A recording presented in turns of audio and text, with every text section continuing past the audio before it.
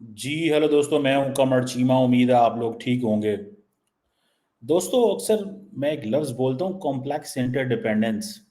इसका मतलब ये है कि अंदाज से डिपेंडेंट होना कि आप चाहें भी तो एक दूसरे से जुदा ना हो सकें। और आज का ये ज़माना वही है। क्या भारत और अदानी साहब ये चाहें कि बांग्लादेश की अगर हमने बिजली बंद करनी है, ढाका को अंधेरों में कन्वर्ट करना है, तो क्या वो कर सकते हैं? बिल्कुल कर सकते हैं। आपको पता है कि इस हवाले से अगर मैं आपको बताऊं कि इंडिया तकरीबन $1 बिलियन की बिजली, $1 बिलियन की बिजली बांग्लादेश को देता है। अब मोहम्मद यूनुस साहब जो हैं वो कोशिश कर रहे हैं कि किस तरह मैं इंडिया पे प्रेशर डालूं और हसीना वाजद जो है उसको वापस लाया जाए, लेकिन वो कहा जा रहा है कि नहीं कर पाएंगे। इंडिया की जितनी भी एक्सपोर्ट्स हैं बांग्लादेश के अंदर, उसमें से 9.3% जो एक्सपोर्ट है वो बिजली है। सिर्फ 2023-24 की मैं बात करूं। और ये जो इलेक्ट्रिसिटी ट्रेड है बिटवीन इंडिया एंड बांग्लादेश, ये बड़ी क्रूशल है।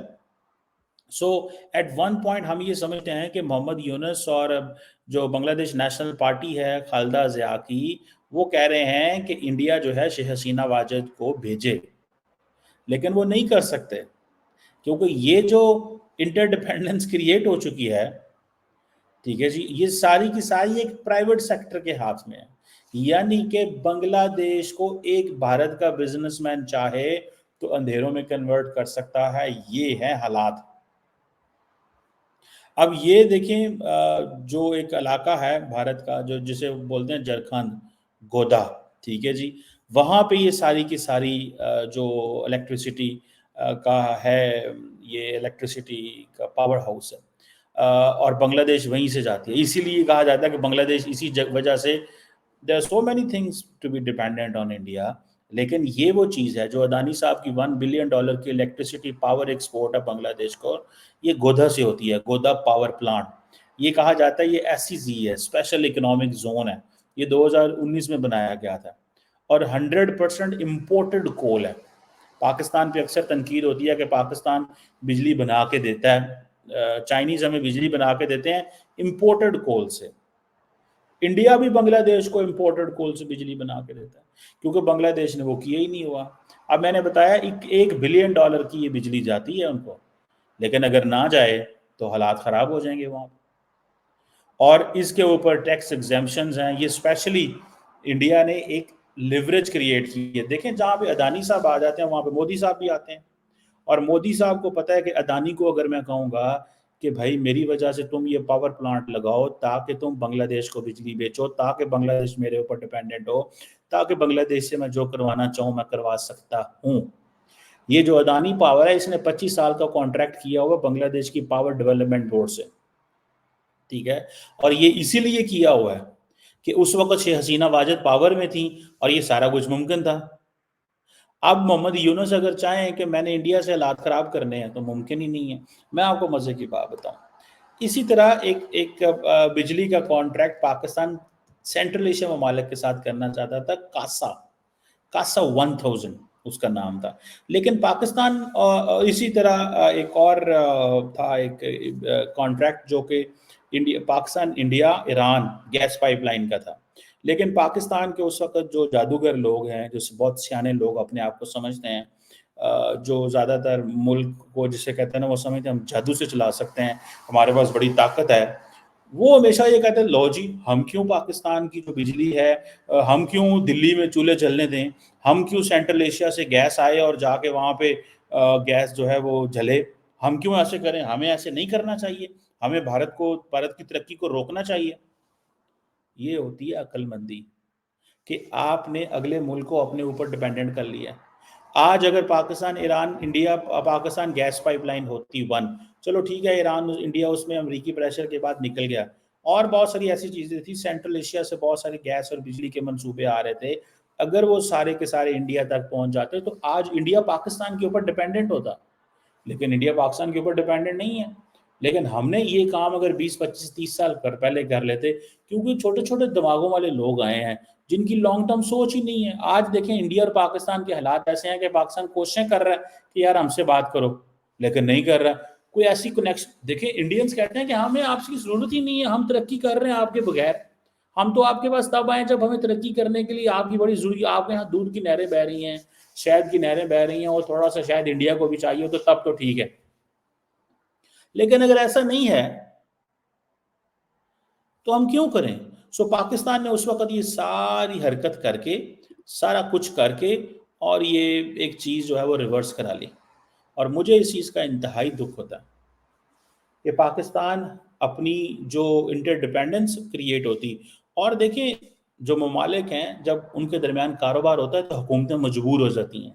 آج ڈاکٹر یونس مجبور ہے to do and act and say whatever India wants. جو انڈیا کہتا ہے ڈاکٹر مجبور ہے نا، کیا کرے، یہی کہے گا اور کیا کہے گا کہ ہاں جی ٹھیک ہے ہم کرتے ہیں. آج محمد یونس کچھ نہیں کر سکتا. آج دیکھیں یہ اسے آپ بولتے ہیں فورن پالیسی ٹریپ. یہ ایک فورن پالیسی ٹریپ ہے جو اکثر چائنیز ڈالتے ہیں. دیکھیں انڈیا نے بھی دیکھیں ایک طرف آپ دیکھیں کہ انڈیا کہے گا جی ہم تو بڑا احسان کر رہے ہیں بنگلہ دیش کے اوپر، ہم نے تو آپ کے لیے دیکھیں اپنے ملک کے اندر انویسٹمنٹ کی، ہم نے تو اپنے پرائیویٹ سیکٹر کو کہا. اس وقت شیخ حسینہ واجد کے ساتھ یہ سارا کانٹریکٹ ہوا یہ ہوا. اور لیکن اس وقت بنگلہ دیش کو بجلی چاہیے تھی، کیونکہ بنگلہ دیش کی ساری انڈسٹری جو ہے وہ اگر دیکھیں جتنی بھی یہ جو ایکسپورٹ انڈیا کر رہا ہے اس ایکسپورٹ میں سے اگر 9.5-10% صرف یہی ایک پاور پلانٹ ہے جو گودا ہے، تو آپ دیکھ لیں کتنی ضروری ہے. انرجی سیکیورٹی کس کو نہیں چاہیے؟ انرجی سیکیورٹی کس کو نہیں چاہیے؟ سب کو چاہیے ہوتی ہے. سو انہوں نے نریندر مودی نے بڑا کمال کیا، ٹھیک ہے جی. اور یہ انہوں نے اس حوالے سے انہوں نے ڈال لیا ان کو.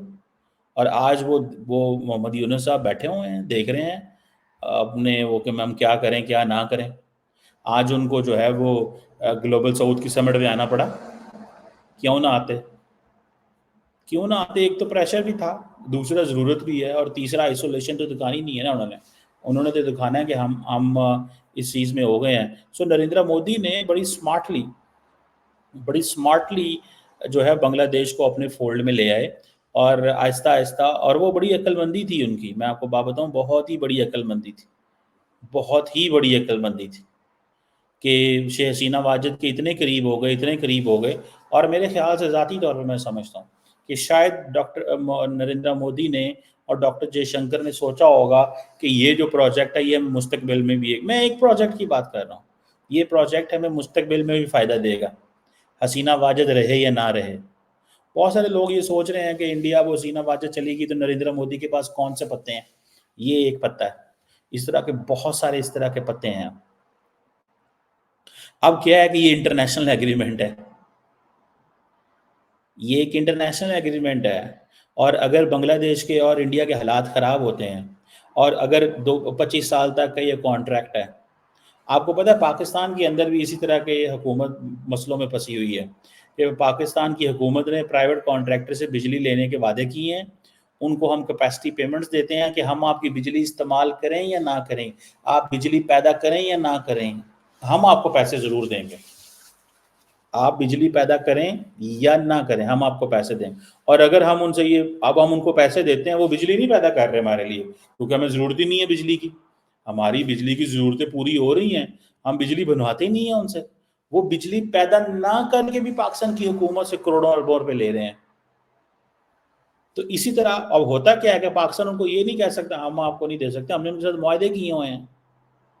اب یہ سارے انٹرنیشنل ایگریمنٹ ہوتے ہیں، انڈیا 2 منٹ میں انٹرنیشنلی اس کو بنگلہ دیش کو لے جائے گا، اور بنگلہ دیش کی انڈسٹری کے اوپر اور بھی زیادہ اثر رسوخ ہوگا.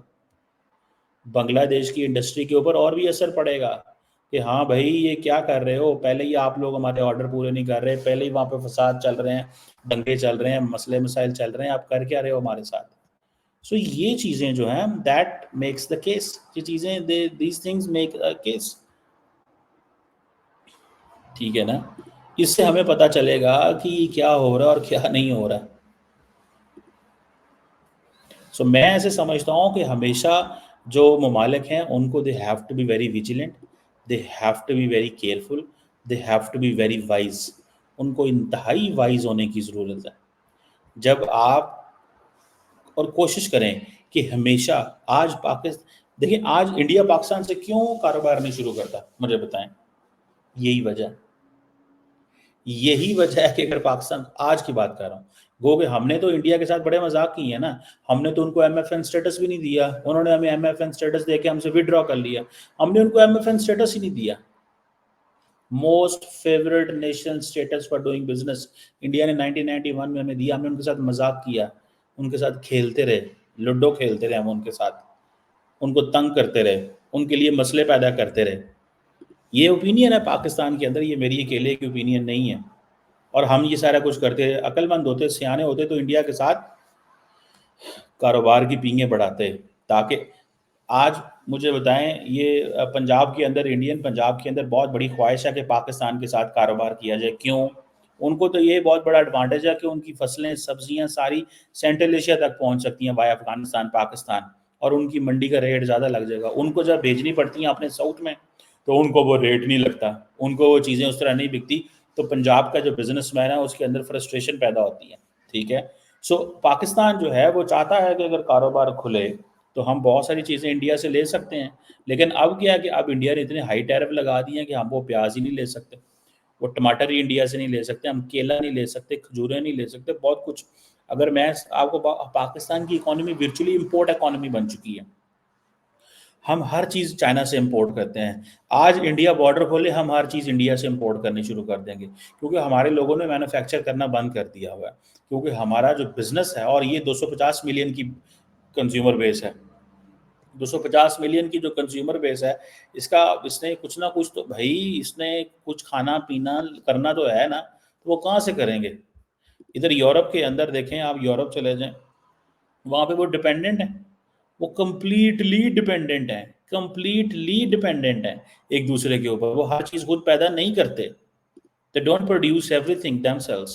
ان کو کہیں نہ کہیں دائیں بائیں بھاگنا پڑتا ہے، دائیں بائیں ان کو بھاگنا پڑتا ہے اور کوشش کرنی پڑتی ہے کہ بھائی کدھر جائیں، کہاں جائیں، اور کیا کریں اور کیا نہ کریں. سو یہ this is what I believe, this is what I say, this is what I want کہ یہ سمجھیں کہ انہوں نے ڈاکٹر جے شنکر نے اور نریندر مودی نے بیسیکلی انڈیا کو ایک ٹریپ میں لیا. ٹھیک ہے. اور وہ بڑا زبردست ٹریپ ہے. اور ٹریپ یہ ہے کہ جس میں انڈینز جو ہیں وہ بنگالی بڑے خوش ہیں.